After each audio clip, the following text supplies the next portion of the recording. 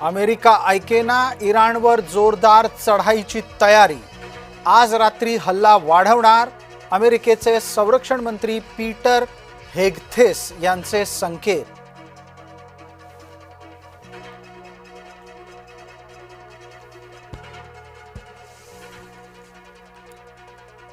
होर्मुझ जलमार्ग बंदच राहणार। इराणचा सर्वोच्च नेता मोज्तबा खामेनी आपल्या भूमिकेवर ठाम।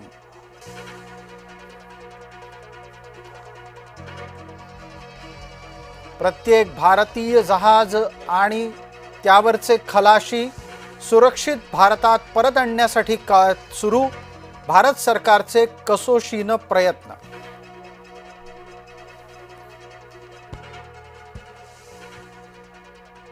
होर्मुझच्या आसपास 27 भारतीय जहाज, सामुद्रधुनीच्या आसपास 778 भारतीय।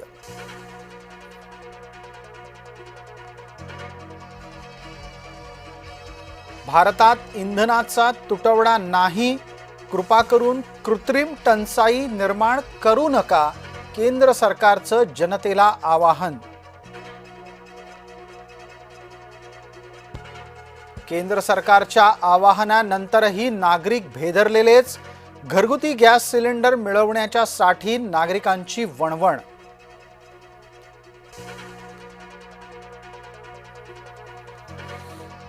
केंद्र सरकारचे नवे नियम लागू। घरगुती गॅस आता शहरामध्ये 25 दिवसांनी तर ग्रामीण भागात 45 दिवसांनी मिळणार।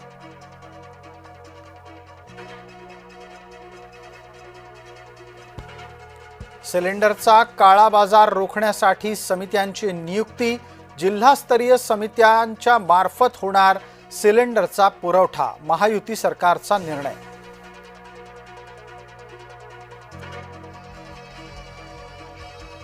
दिवंगत आयातुल्लाची बायको जिवंत असल्याचा खळबळजनक दावा। मंसूर खोमेनीच्या मृत्यूची बातमी खोटीच, इराणी माध्यमांमधून केला जातोय दावा।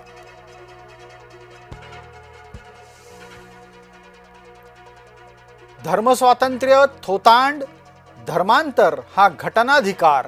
महायुतीच्या नव्या कायद्याच्या विरोधात पवार गटाचा तर्क।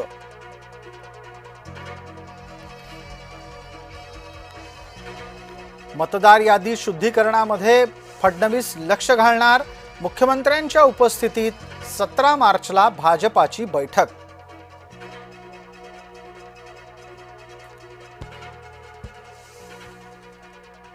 जनता दरबार वहिनींचा आठवण दादांची, बारामतीकरांची भावूक प्रतिक्रिया।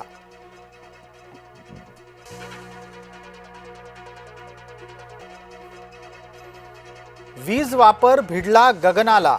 राज्यामध्ये मार्चच्या अर्ध्या कालावधीतच मागणी 26,947 मेगावॅटच्या पलीकडे।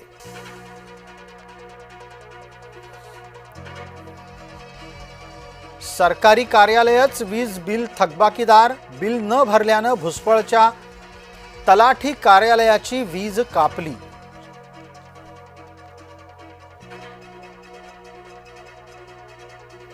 मुंबईकरांनो सावध रहा, काळजी घ्या। महामुंबईला पुन्हा बसणार उन्हाचा तडाखा।